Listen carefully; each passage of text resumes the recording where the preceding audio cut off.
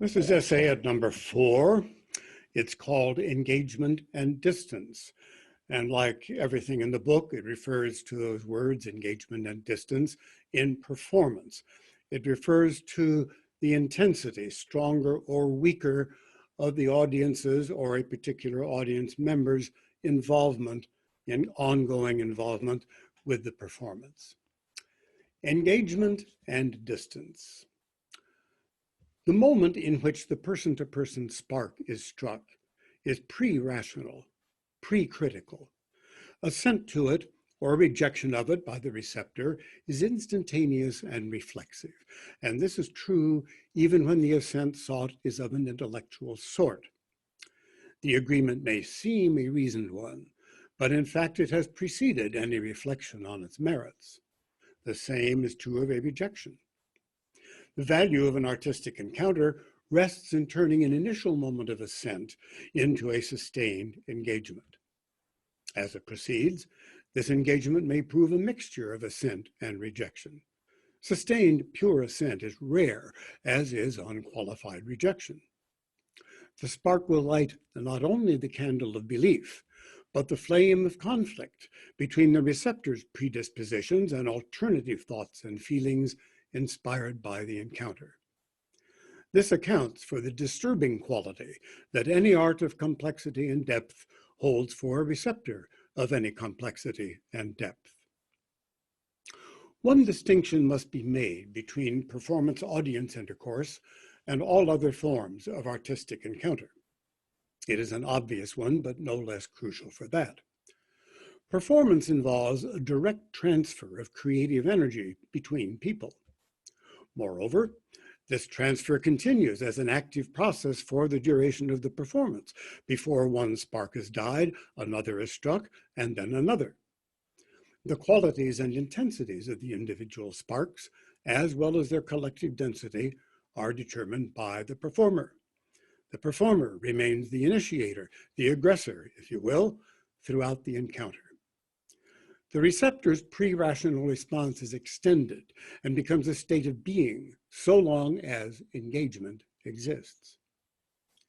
Clearly, this ongoing energy transfer is very different from other artistic experiences, those afforded by the fine arts or literature. Nothing insists like performance. The energy output and aggressive capacity of an objet d'art or a book are extremely low compared with those of a person. The creative sparks that shaped those objects have long since entered into paint or stone or paper. True, they are struck anew in the receptor, but an important shift has taken place. Because the objet or book cannot enter into a living interaction and can make no adjustments, file no appeals, it must perforce give itself over to the receptor. A painting may exert dominance, and the undertow of a novel may be powerful, but the quality of attention either receives and the duration and timing of the attention are entirely under the receptor's control. The receptor initiates the artistic encounter, provides all the energy for it, and remains engaged or not of his own volition. The nature of living interaction lends performance a unique power. But its insistent, aggressive nature and its lack of the sort of contemplative space allowed by other artistic experiences also engenders a unique resistance. Our skeptical tendencies do not easily accept an extended pre-rational state and set off warning signals. Performers sense some degrees of acceptance or rejection and adopt strategies to influence them. The necessity of our seeding not only a duration of time, but the rhythms and tempos in which it passes, in the course of which assent is forever being freshly and directly sought by fellow beings, can be an exquisite tyranny. The oppressive potential of performance, all too often realized, far surpasses that of other art forms. Because the artistic encounter enlists both belief and skepticism, passion and reflection, and because the aggressive appeal of performance engenders resistance, engagement is mitigated by distance. Distance is not meant here as disinclination, as within some affective mood that destroys the receptor's predisposition, or as mere inattentiveness. Nor is it intended to describe simple artistic failure, the inability to establish or sustain engagement. The distance spoken of here is an active element in the artistic encounter, a part of what is assented to. It assumes several forms, and upon these depend the precise qualities of the engagement and its intensity. Distance can be established on either side of the performance encounter. On the receptor's side, it arises from the need to retain a measure of control over the terms of engagement and to begin the task of fitting it into his or her framework of experience and belief. Choice is always open for the receptor. The choice of diving deep into the pool of the pre-rational moment, of dipping in a toe, or sitting at the edge to think it over. This last, the choice of thinking it over, is the essence of distance. It overlays the visceral emotional response with a film of intellectualization. The context of the choice is the entire life and being of the receptor. The more the elements of this context invade the receptor's consciousness, the greater the degree of distance. The crucial moments of a performance encounter are those that draw the receptor into emotionally or intellectually challenging territory or into matters not customarily given assent in life.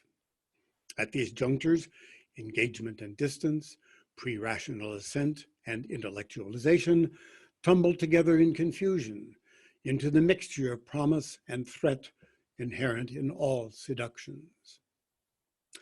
The effort to assess the experience and place it in context is underway even as fresh sparks fly.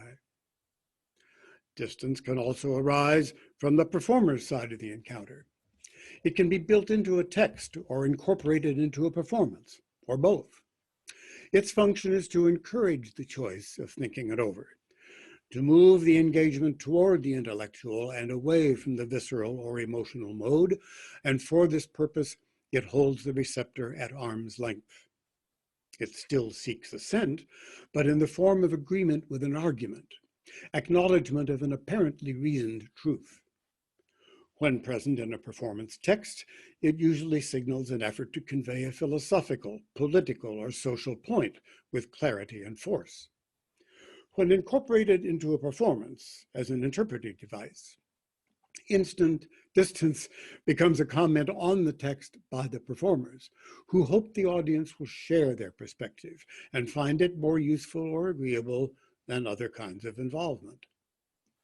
The means for creating distance in performance are many. They include anything that removes the encounter from its continuity of pre-rational moments, anything that enlists the analytic faculties of the receptor. Thus, an emphasis on textual structure or presentational framework would tend to this purpose, as would the adoption of certain interpretive attitudes toward the material. Among these, irony and incongruity are outstanding contemporary examples. Engagement and distance alternate and intertwine in all performance encounters. In opera, the play between the two is extremely complex, since either can be sought at any moment by any element of the elaborate creative and interpretive process.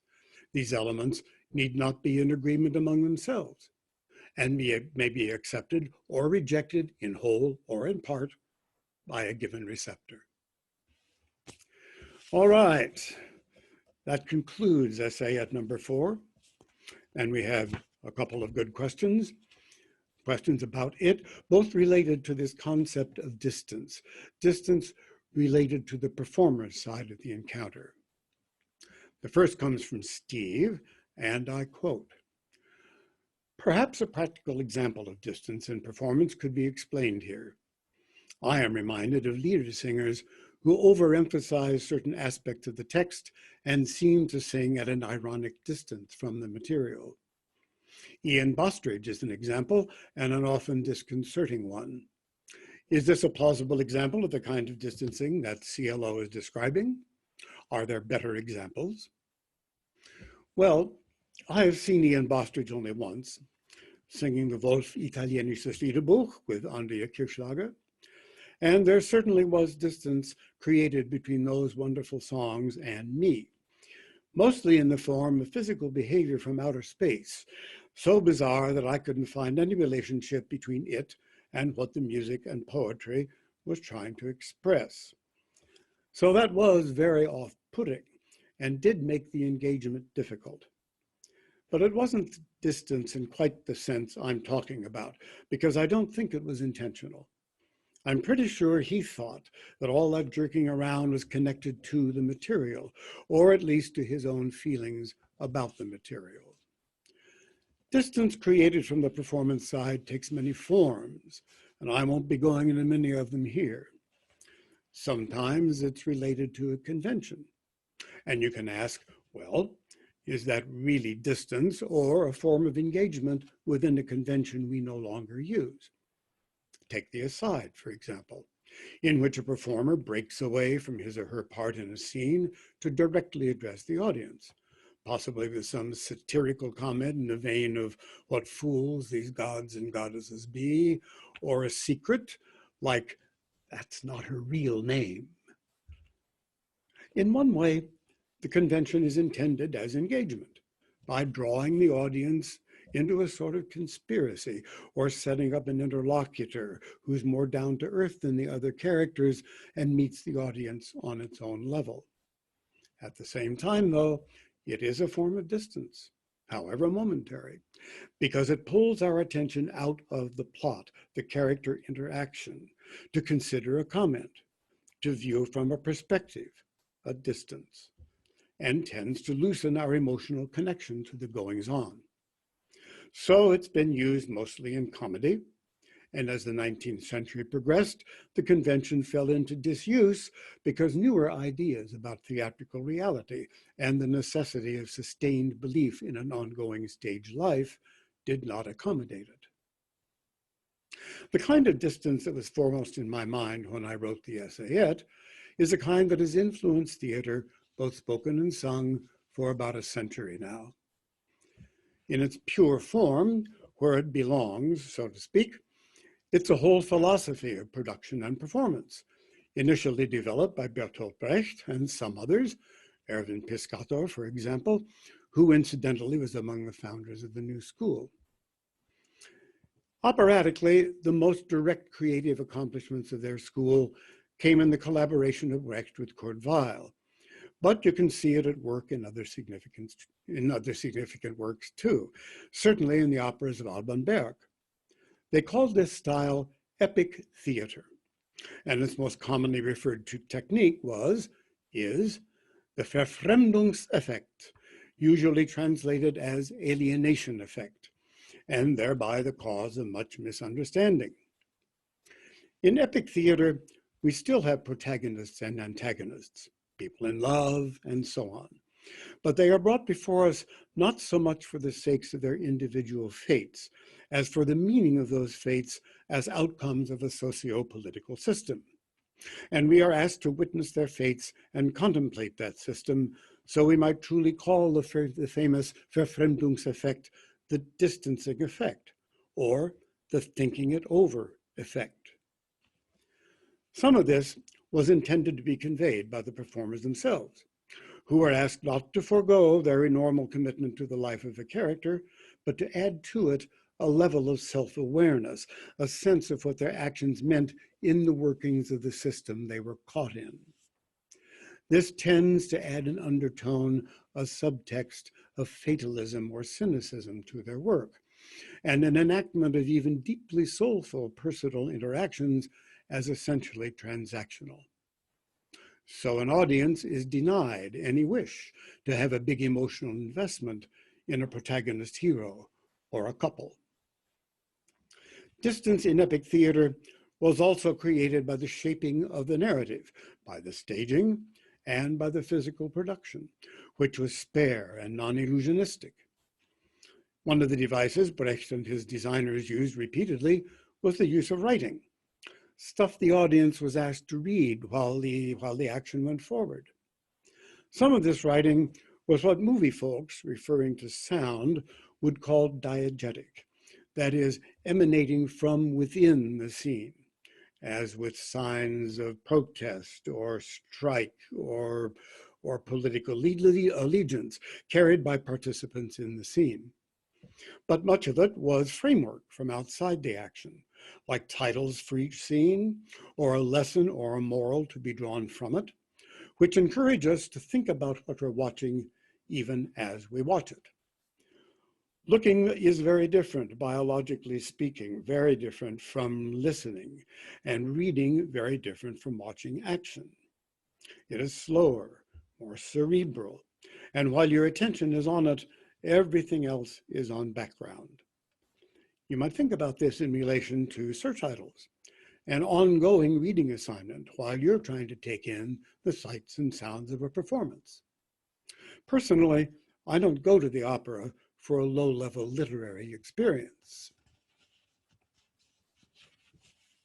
So these ideas, all anti-romantic, anti-bourgeois capitalist, percolated through the European theatrical world in the 1920s and began to be applied to revisionist productions of works not created for epic theater presentation, like, for instance, the standard opera repertory. This coincided with the coming of age of the modern identity of the director, the régisseur, probably best exemplified by Max Reinhardt with his famous Berlin Company, and later his collaboration with von Hofmannsthal and Richard Strauss in the creation of the Salzburg Festival. That gave the director a stature and general interpretive powers far beyond what had previously been his mandate. And it further coincided with the birth of an idea, most persuasively advanced by the brilliant Russian director Vsevolod Meyerhold, that the director was literally co-equal with the creator or creators of a work, and had full reign to write it anew. Which brings me to the second question posed about this essayette, which is from Jennifer Moore. And again, I quote, "What are the similarities and differences between your definition of distance and the techniques performers might use to create it, and the idea you later describe as an adversarial concept? Are these the same thing? Are there other ways or other purposes to create distance other than to encourage the audience to reflect critically upon the work or its messages?" Unquote. They are related, but they aren't synonymous. One can alter important specifications of a work without critiquing it from within, as with a simple update. That always creates a running incongruity between what you're seeing and what you're hearing. Here, for instance, is a La Bohème set during World War I. But here are the Bohemians scattering the government currency or playing their mock duels and singing about Louis-Philippe, Guizot, and so on. References to a world of some 3/4 of a century earlier, where many things were very different, and since when much water has passed under many bridges, and we are supposed to just ignore the contradictions, which we can do, but not without these incongruities undermining our belief, our unqualified assent at some level. So that's revisionist and distancing, but I don't think it's born of enmity toward the work, merely distrust of it. When I use the term adversarial, I am using it to define a production that intentionally contradicts the content of a work as made manifest by its creator, that actually overthrows the system of values and the aesthetic sensibility explicitly advocated by it. I spend quite a bit of space in this book on this matter, with two productions I've already mentioned, Robert Wilson's Lohengrin and Dmitri Chernyakov's Prince Igor. They are the prime examples I use. In these cases, the Chernyakov more extreme than the Wilson, the directors decided they didn't like what the work seemed to be saying. So they wrote it anew to make it say something else, to bring it into accordance with their own contemporary social and political views on the characters and events of the opera. That, to me, is simply unethical. And it springs from the essential dilemma of the operatic canon. It often embodies values we think we've left behind, that we don't wish to be associated with. Yet these values generated all this great music and drama, and ours haven't. And we are afraid that the music and drama might infect us with those bad old values.